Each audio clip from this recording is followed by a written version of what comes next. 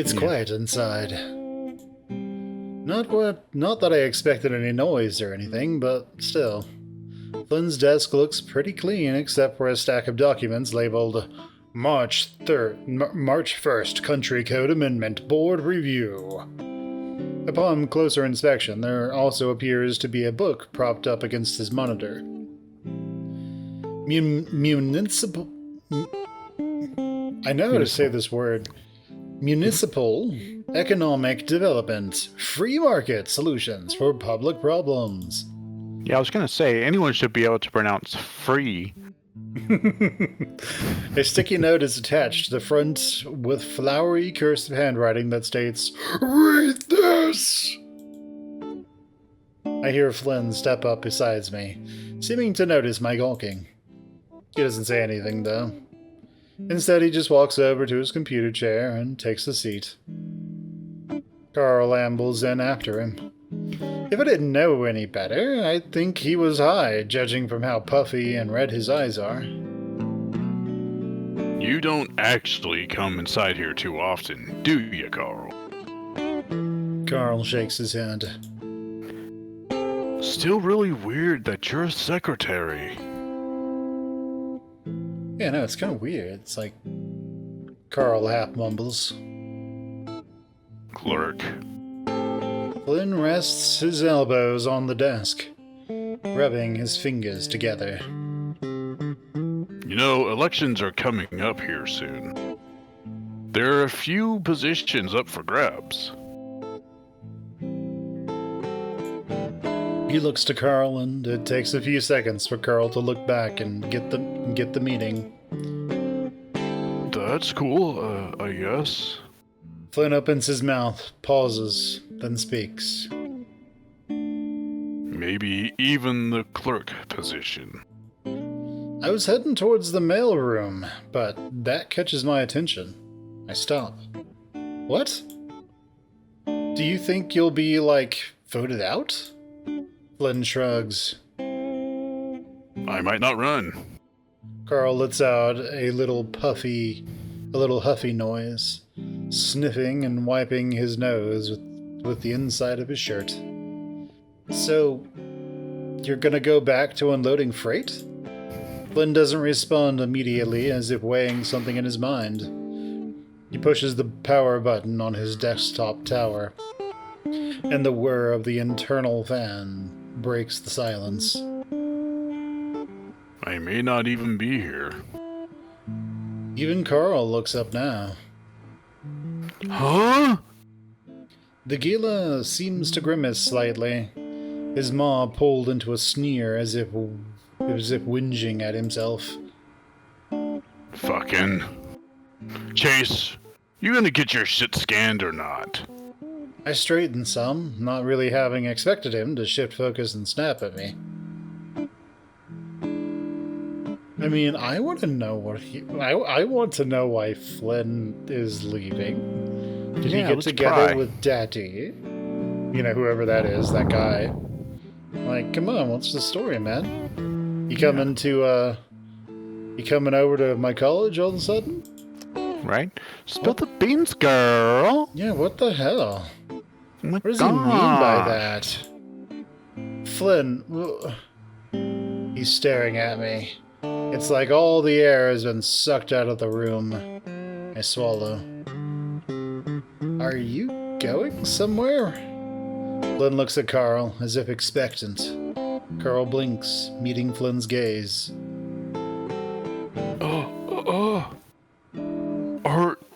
Are you, dude? Flynn's sharp stare lulls, but only slightly. I don't know yet. What the fuck? Carl, it really doesn't... Shit. Do you see the way Chase is acting? Carl looks at me a moment, then back to Flynn. No. His voice is quiet. You're gonna leave too? I don't want to leave, Carl. Flynn shifts in his seat, his tail curled tight around the base post of his chair. Carl just seems still. I can't even see him breathing. Jesus fuck. Chase. All I did was ask. Flynn reaches into his desk drawer and pulls out a Glock and shoots me in the chest. Fuck you, Chase. This is all your fault. Bam! Turns out it's just a tranquilizer dart and I wake up in a dungeon.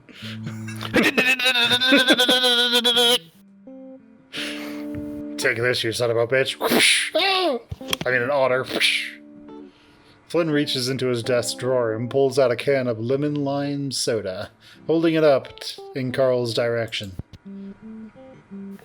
You did something, alright? Just give me a minute, I need to talk to Lardass. Do your shit. Ugh. I rub the space between my brow and step out of the room.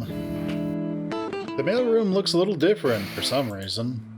It's not nearly as neat as it was, with some of the parcel folders scattered on the main table, documents dog-eared and tape-tagged. I step forward, and the heel of my foot hits something hard and metal. It rolls up from beneath me, and I have to use my tail to catch my balance. Jesus fuck!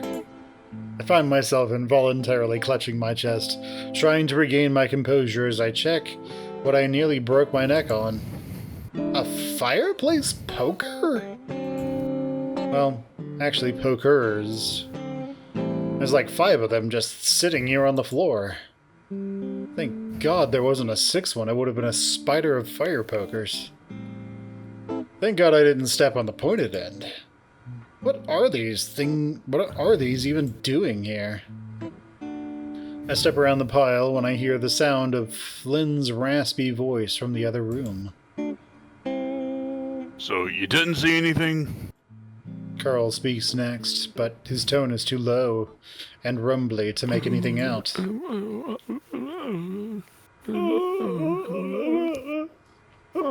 my leg. Lieutenant Daxton, returning for service. Oh, God.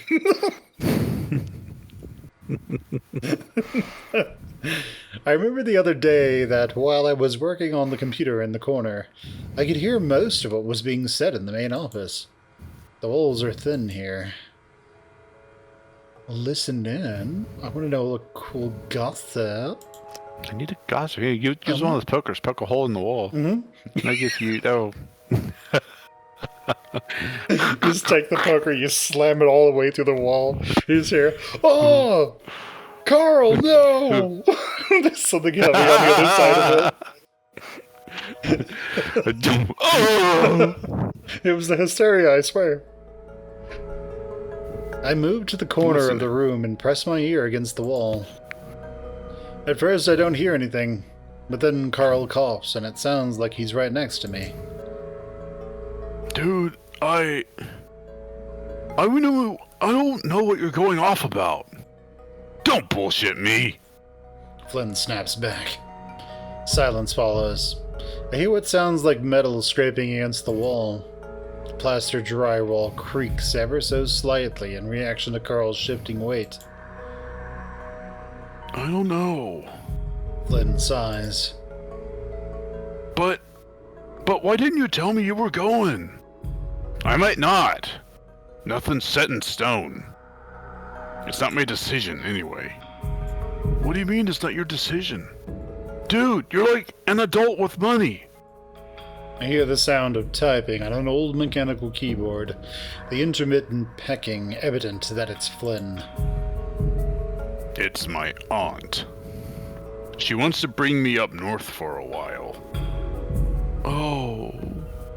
Carl coughs again. Is this for, that FLDS stuff? Shit, I actually don't fucking know. The office chair creaks. Flynn must be leaning back or standing up. She gets all obsessed with shit. Like she's religious and all that. But she couldn't give 2 fucks that I like dick. She only believes that she wants She only believes what she wants to believe in. And a lot of it's shit that's made up. Even more made up, I mean. There's a pause. Not to go full fedora on you. What I'm trying to say is, she's been pushing me to leave because she feels like we should. And you're okay with that? She's been saying everything's gonna go to tits soon. The air's wrong. Something's in the rocks. She's right. She's always right. What? Dots. Silence. The sound of silence. Not even a shuffling of hooves or the squeak of a chair. I hold my breath, trying to hear something. Anything. Then Flynn punches through the wall like in that one meme of that guy in the outhouse, and pulls me through the drywall. He punches the drywall. I see his whole body of rep through it, and he goes, "Surprise, cockbag!" Yeah, he's just Nemesis from DSP. This is how you don't play. DSP Nemesis. Like what, Resident Evil 2? Yeah, I think so. All I can hear is the slight ringing in my ears and the thud of my own heartbeat. It feels like minutes pass and nothing happens. Fuck. Do they know I'm listening? All of a sudden I fart very loud. I quickly step back away from the wall and shuffle back to the center table with all the folders. My eyes dart to the doorway, half expecting Flynn to be standing with his blue-green eyes piercing right at me. But there's nothing. Dots. I'll have to ask Carl about all this when he's feeling better. For now, I should probably at least try to focus on the task at hand. Looks like some folders I went through are still on the desk. I thought I put these away. Maybe the mayor was checking to make sure I didn't take anything, or was just curious what I was looking at. Well, it doesn't matter now. It actually cuts down some work of trying to find most of this stuff. I plug in my keychain, My G-cane, because I My use G- G and I carry a cane. My power Dragon level. Ball Z! My power level needs to increase. Ah! You beaked out. Yeah! It makes all of my muscles my bigger, hip. Oh, my hip. including that one. But that's not a but Goku, that's not a muscle. That's just basically a balloon. That's powered by blood pressure. It's like, oh shit. It just needs to get harder, Krillin. Damn it, Krillin. Stop hitting me with reality. Goes after one of the guys. Oh man, can you imagine? Like Goku's like, oh, and then you just hear this popping sound. Oh god. Chi-Chi and Goku get divorced immediately. Hey Goku, don't get it caught in the springs, bro. I could just imagine that. A Saiyan Kai hybrid. I plug in my keychain, thumb drive, to the printer and begin scanning. I can't help but think about Carl and the print shop while I'm at it. He's basically been on a giant summer vacation for the past 2 years, with no real worries about money or anything. To go from having to wake up every morning at 6 a.m., then drive all the way to Peyton and do this for 8 hours. I mean, it's easy. I think. Once you get the basic handle of things, it's the kind of job you can kind of autopilot. You can drift away and just daydream most of the day. I had a job like that growing up. Hell, if I went to Mesa instead of Pueblo, I would have probably ended up behind the till at Leo's dad's place. Despite everything, I can't help but feel that might have actually been kind of fun. Leo's dad is really nice, always offering to help with things and never seeming too skeeved regarding gay stuff. But Of course, I had to get away from this town. And Peyton's not far enough. Still not even sure I like journalism. I mean, the classes are interesting and all, but I'm imagining trying to sell myself and my work to all the outlets, and I don't know. I guess I don't really have the energy for it. Plus, I never really liked looking at myself on screen. Chase, you just need to be passionate about it, and then you can spend 2 years making a really great documentary. It'll be fine. Like you do in one of the other endings. Huh. I don't really remember seeing this one before. CM 1915. This must be from the folder I didn't look at. There's no descriptive text attached to it. I placed the photo on the scanner. After a few minutes, I think I've gotten most of what I need. I removed my thumb drive and turned the power off with the scanner. As I step out into the hall, I notice the door to the mayor's office is open. It's still pretty quiet in here. You know, I never really knew much about Flynn's aunt. She was kind of in and out of his life growing up, from what I recall, and usually didn't stick around Echo for long. Her and Flynn's uncle had a weird relationship, and it wasn't like I ever hung out at Flynn's place enough to learn more. He was always just a bit too old to really pal around with, and I didn't, and I did the rest of the group. Just read it.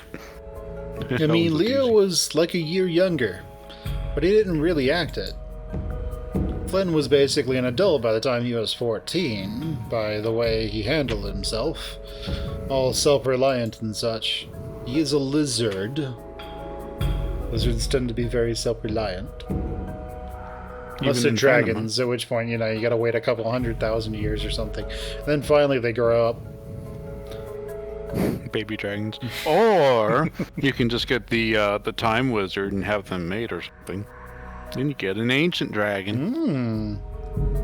Yeah, what is it in We got that Pathfinder? reference. Like, to go from a wormling, which is basically just out of the egg, to a juvenile is like several hundred years for most dragons in Pathfinder and It was D&D. like 1,000. I thought it was like 1,000. That's where reference I'm getting is from a game. And I think you get something called 1,000 dragon. Yeah, okay. It's old. By human It's- standards, yeah, it's like, it's wow. old. It's multiple human lifetimes. That's Yeah, all pretty you need much. to know. Curious. If anyone gets that reference, put down in the comments below. Goodbye. Curious, I step into the office and am taken aback by how much it smells like potpourri. Like potpourri. My nose takes me to the source, a small bowl filled with slightly decayed plant life of a wide variety of colors. It gives the office a sort of flower garden sense, which doesn't really match the aesthetic. Black, white, and red everywhere. Like a supervillain who could only buy hobby shop decorations.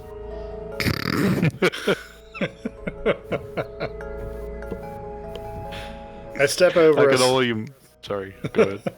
I step over I a was gonna- small pile of alabaster quartz, which sits in a ceramic dish on the floor. Which is strange, of course. There's a weird-looking globe on the edge of her desk, too. I step closer and notice several prongs, which hover over what I think is the meridian. Actually, there's no landmass indications or any labeling on the sphere to speak of.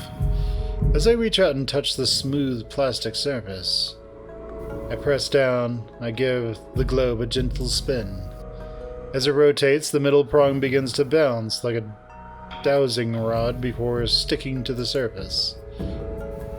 As it continues to spin, the sticky effect lessens and it bounces back. Huh. Must be a magnet on the other side. I spin it some more, and the other prongs lean slightly towards specific points on the globe. Kind of a weird knick-knack. There's not really anything in here that can help me with my project, With that, I turn and make my way back to the front office. Suddenly, a familiar lynx rounds the corner. Chase? Oh, wait, are you doing TJ or am I doing I think TJ? you're doing TJ. Okay. Chase? What are you doing here? He stops in his tracks, fidgeting with himself. The feeling keeps rolling and unrolling the bottom of his shirt. I don't see any sign of Flynn or Carl. Hi, TJ. I was with Flynn and Carl. I'm scanning some stuff for my project. Oh. He frowns in acknowledgement, nodding. How did Carl's job interview go? His frown shifts to a tepid smile, awaiting my response. Not good. And just like that, it's gone. Oh. Well, there's a lot of work in Peyton. He'll snag one eventually, won't he, Chase? I fold my arms over my chest. I think he might need to get over some stuff before trying again, honestly. Anxiety and all that sort of junk. TJ nods. Weren't you going hiking? TJ glances to the side, seeming to eye each open doorway with a sense of wariness. Flynn texted me, and he said he wanted to talk. You know, about what happened at the lake? I blink. And he came? And Thanks, Chase. And you agreed? My voice comes out more surprised than I intended it to. Again, TJ nods. TJ, you don't have to... It's my decision, Chase. I want to help. I sort of knew this was coming when I came back. And I know it hurts Flynn.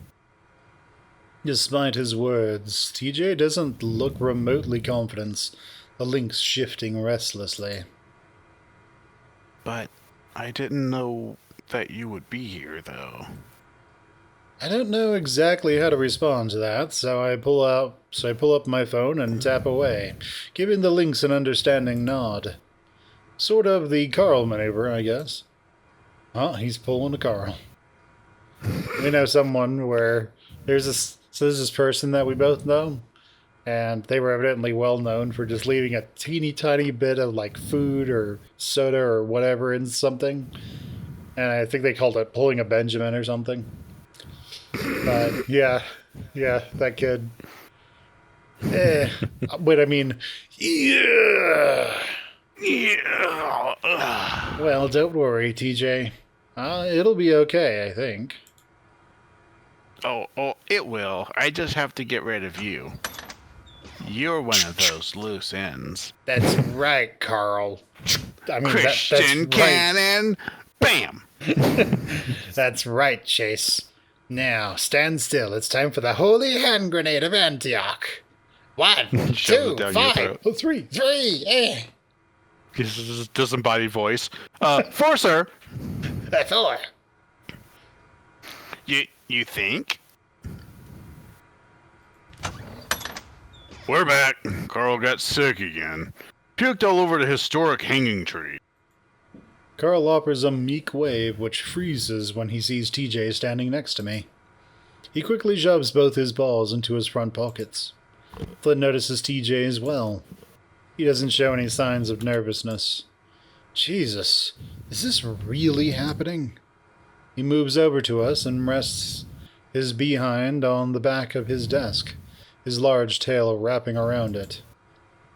There's something about the sight that accentuates how damn huge he is, and I can't help but wonder if he's doing it on purpose. Carl remains motionless by the front door. We lock eyes for a moment, but our attention shifts as Flynn speaks.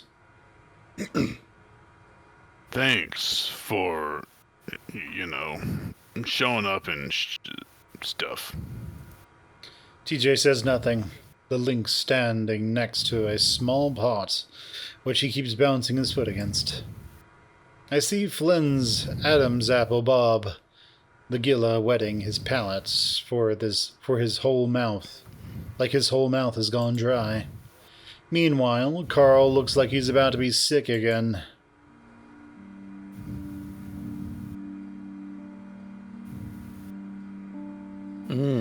Alright, Flynn, Good decision.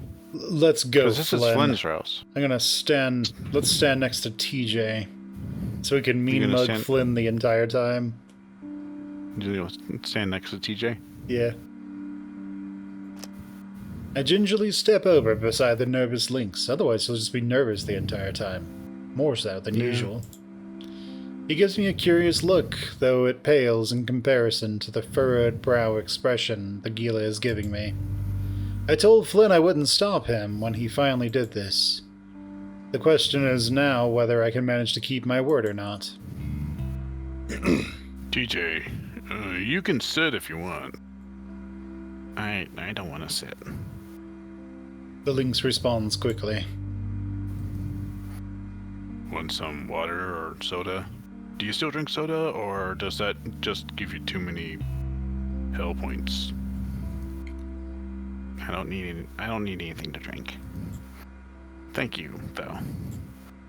The feline remains on edge, guarded, seemingly readying himself for the Gila to explode like he did back at the river. Alright. So, I'll ask you again. What happened, TJ? For some reason, hearing those words again makes my heart lurch within my chest. This is so fucked up. And I told you, I don't know. How the hell can you not know? You were there. Play it back to me, step by step. Flynn. I see the lizard's tail pull inward. Flynn himself is stone-faced, but he can't keep that thing still. TJ notices it too, flinching. He looks towards the exit, his longing to be out of this situation pretty evident. I rest my paw on his shoulder in an attempt to comfort him, but I realize I might be coming off more intimidating than anything. All details. I don't care what you think is insignificant or not. TJ takes a deep breath.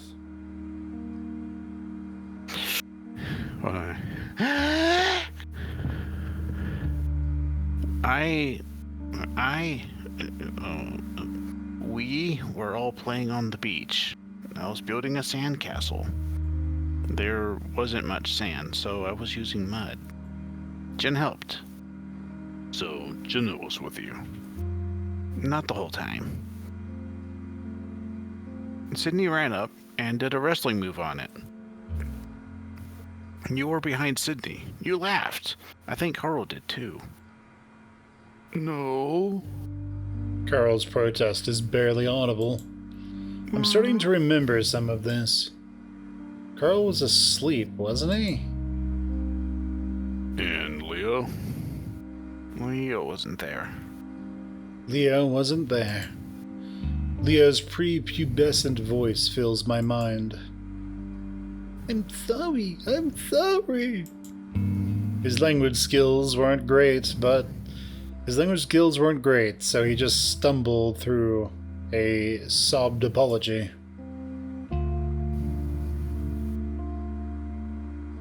I promise protecting all of you from now on. Chase was. He looks over to me for a moment. Yes, he caught up with me after I ran off. Flynn, you were there for this part. You remember all of this? I remember Jenna coming up and yelling at me about Sydney. You were the one who told him to destroy my sandcastle. Flynn's eyes narrow. This isn't about your stupid fucking sandcastle. TJ crosses his arms over his stomach as if hugging himself. Sid's dead. What happened? I see TJ's legs start to shake some behind him. I have to stop this. Flynn, enough. Gila looks at me, his eyes a little wider. What? This isn't going anywhere. You're just making it awkward. Fucking what? You're just antagon... I don't give a fucking shit if it makes you a little uncomfy. You're all goddamn adults. I'm sure all your expensive therapists told you to think about it, so talk about it. Oh, I'm sure all your expensive therapists told you to talk about it, so talk about it. Chase caught up with me. All eyes shift back to TJ. He kept asking where Leo was. Then he ran off. Flynn looks to me. Dots. I couldn't find him. Someone's knocking on the door. What are you doing? Sorry, go ahead. Jenna marches in with her phone in grasp, seeming to ignore everyone else in the room but the Gila. Flynn's grits his teeth, swearing under his breath. This absolutely better be the scene of your apologizing. Her gaze finally shifts to the rest of us. Judging by the expression on our faces, I think she's able to quickly discern that is not the case. You are completely out of line. Jenna, not now. That was probably the wrong TJ thing to say. Huh? Oh yeah, that's probably You is. just dismiss her. You are dismissed, little girl. Come back when I'm done with this little Come back when I'm done with this little shit. Yeah. TJ came here of his own volition Volition is what he's going TJ came here of his own volition. for. You're disgusting, you know that? You get pleasure out of toying with people.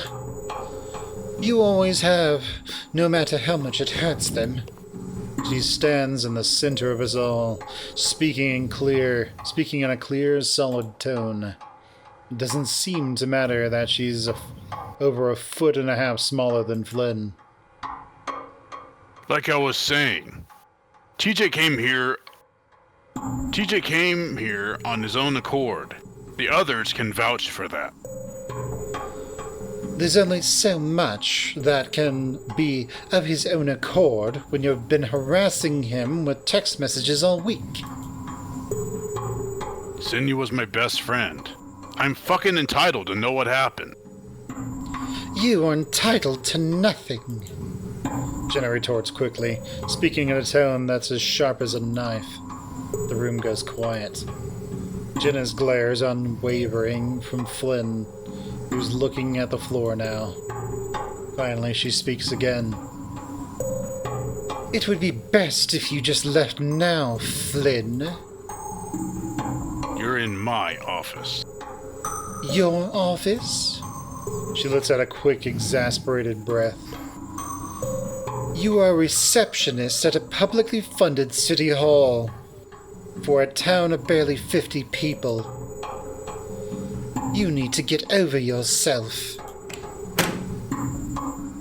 Leo pushes his way past Carl, the wolf also looking at his phone. Flynn! Carl and I do our best to get out of the way. He doesn't even notice me. Flynn stands up. Flynn stands straight up. What? You know what? The wolf seems to put himself between the Gila and TJ. Flynn just blinks, holding up the flats of his large hands. I'm not gonna hit him. Jesus shit fucking Christ. Suddenly, he looks straight at Carl. I told you, it's a goddamn conspiracy. Jenna lets out a disgusted noise. Ugh. Is that Ew, what what's you that think? smell? What is that smell? It sounds like a... What did he describe it as? She lets out a disgusted sound. It's like a shit fucking Christ, isn't it, in here?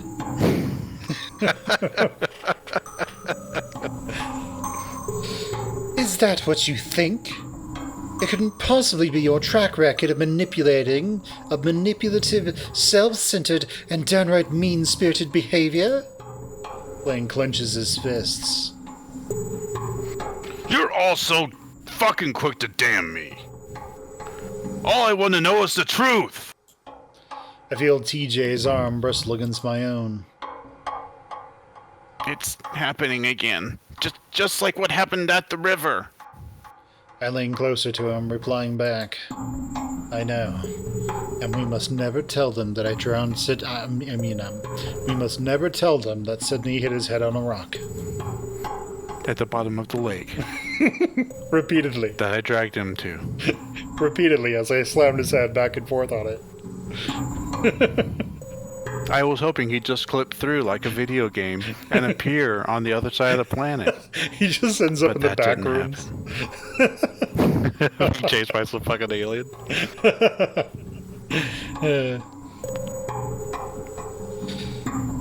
The truth is that Sydney had an accident and died.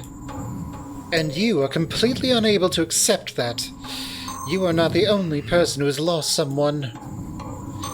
The way to choose to make yourself feel better is to bring everyone else down with you. That's unacceptable.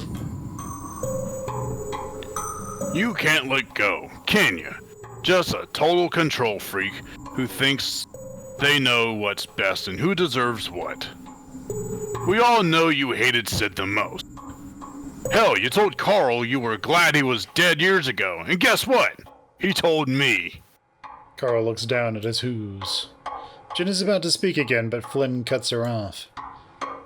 TJ! Go on from where you left off. We get 1 week with our old friends, our family, and you ruin it, man! TJ still holds himself tight. I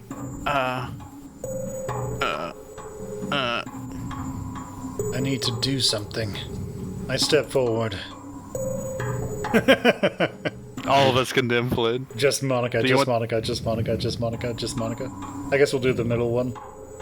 Okay. Condemn Flynn. The Gila's jaw drops some as I stand beside Jenna.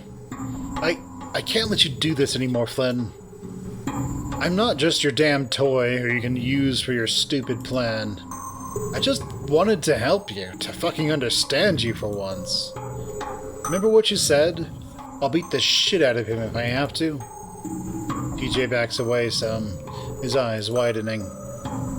Jenna furrows her brow at Flynn, who looks a mix of befuddled and enraged. That's not happening. Bullshit, bullshit, bullshit! The giant Gila practically hisses. I don't think any of that shit you said about Leo is true either. At first you just kept saying he's changed and that all he does is bully people and fuck randoms. Jenna's right. You just manipulate people to get what you want. You knew damn well that You knew damn well that I was hoping, that I wanted to make sure to look at Leo with a sort of sorrowful, longing look. I trail off and Leo quickly steps up. Go on. I bite my tongue for a moment. Flynn seems like he's about to pop. I peer up at Leo. His blood just ran cold by the look of him. He made me think you didn't care and he actually loved me. All he wanted to do was fuck, man. He kept...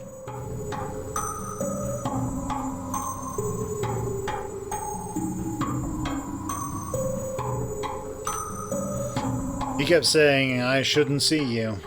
That you were dangerous and I needed to help him plan his interrogation. He's making it all up! Didn't you just see what he did? He does it all the time now. That's why I texted you guys. I didn't want TJ to get hurt. You're the one that texted them? Chase. Next thing I know, Leo is bending down to scoop me up into his embrace, his muscled arms around my back. Feels good, despite the circumstances, and I hug him back. What the fuck? You false motherfucker!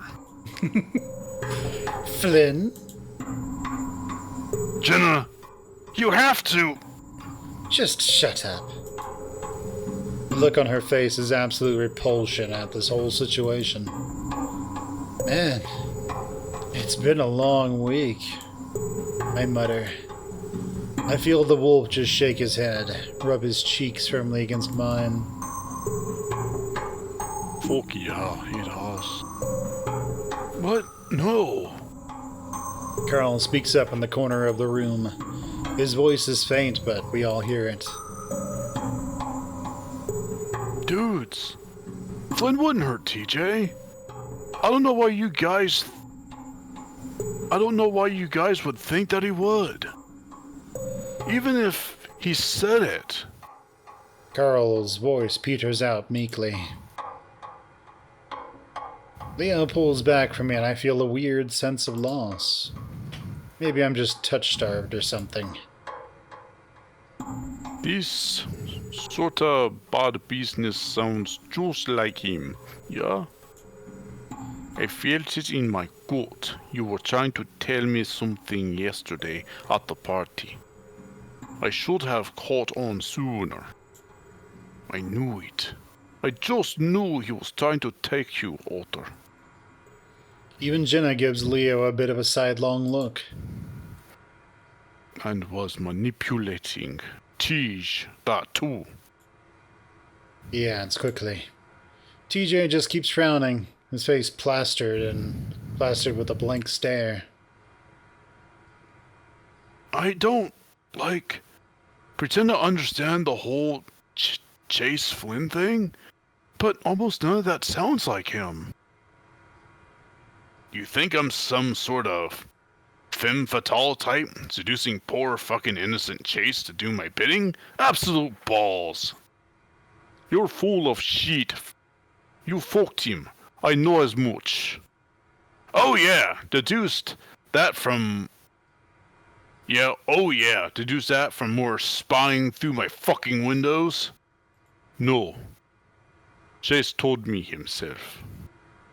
This catches the Gila off guard, enough for his next torrent of profanity to get stuck in his throat.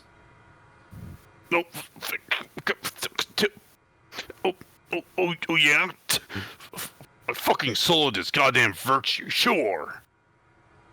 Just ruining him with my corruptive cock. Jesus! Leo says nothing, unable to bring the words to reality. He shakes his head, and I think I can see his fangs start to bare. Flynn throws up his arms, letting out an exasperated exhale. Yeah, Leo, I fucked him. And he moaned like a bitch. Leo tosses such a fierce slug of a punch at Flynn's face that it looks like it vibrates in place. The Gila crumples to the ground. Leo! Leo kicks the large lizard's waist as he attempts to cover himself, Flynn letting out a choked groan. Yeah, you potty shit? Who's moaning like a bitch now, eh? So stop! Flynn, are you okay? Carl's voice cracks just like it did when we were kids. His tone worry-laden. Jesus, Leo! Flynn is still on the floor and Leo is leering over him, fists clenched. Stop! TJ practically shrieks. No, you're good. Okay. All heads turn, even Flynn's, which is looking a little battered. TJ, I saw how Sydney died.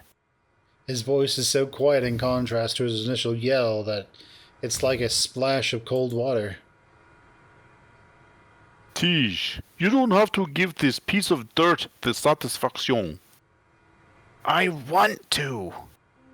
He deserves as much. He seems to take a moment to get his breathing steady, the lynx looking shaky. I had to run off to be alone by the water on the far side of the beach by the outlet. I was upset. I wasn't watching the water. There was some shouting in the distance. It just sounded like... I don't know. How you guys used to be. Loud, you know? The lynx rubs his paws together, rocking upon his feet. About 10 minutes passed, and I heard a splashing sound nearby. I looked up, and I thought I saw someone in the water. There were bubbles. Lots of bubbles. And then I looked up and saw this thing standing down the shore a ways.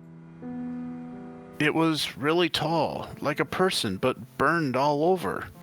Like hot ashes in a fire pit. What? Tears brim at the edges of TJ's eyes.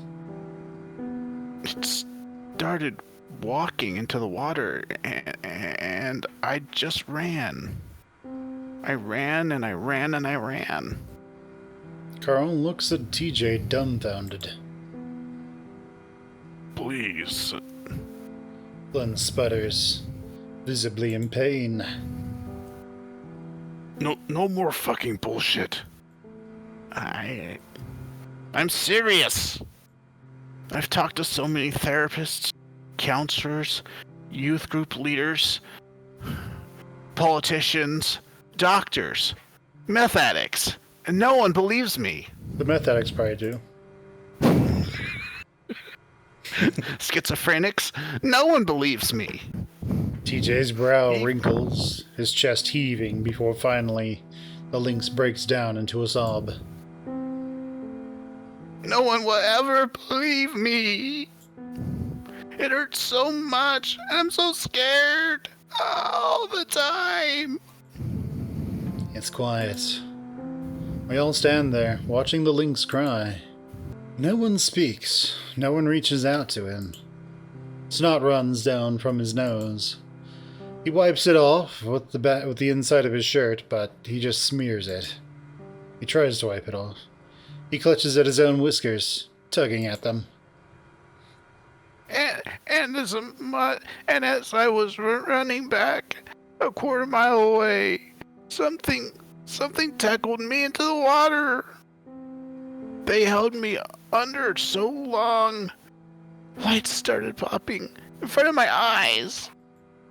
The lynx gestures, opening and closing his paws in front of his face. Everything after that got fuzzy, like I was dreaming. Two bodies, both had brown fur, that's all I could see.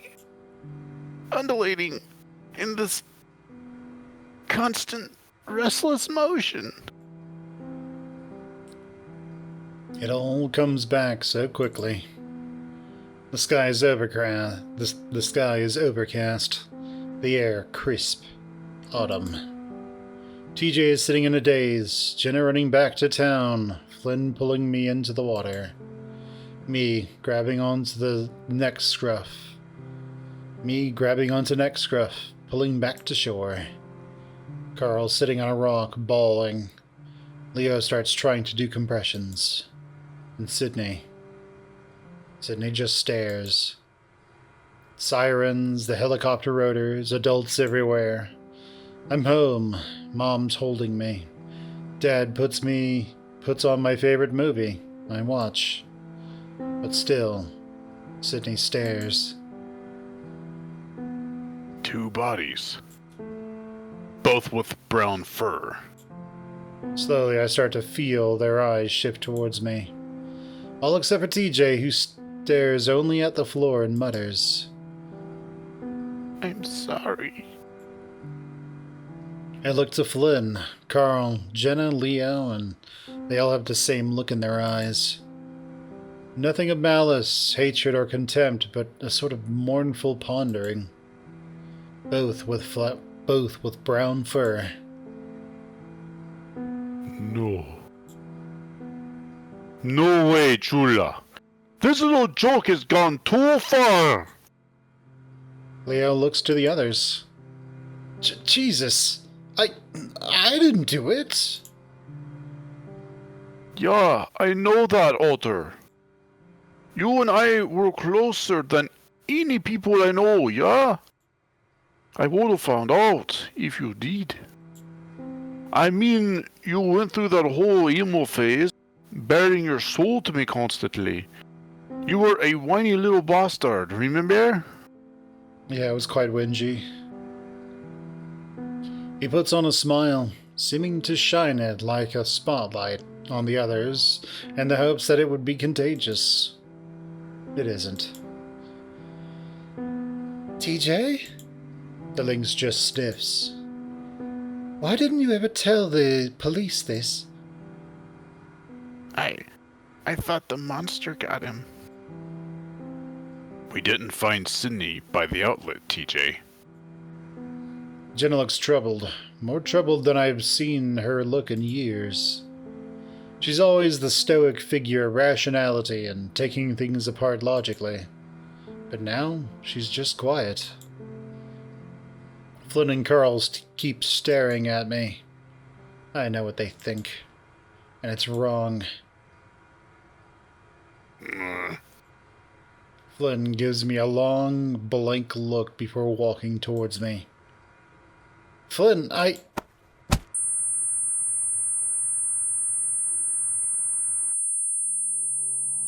end.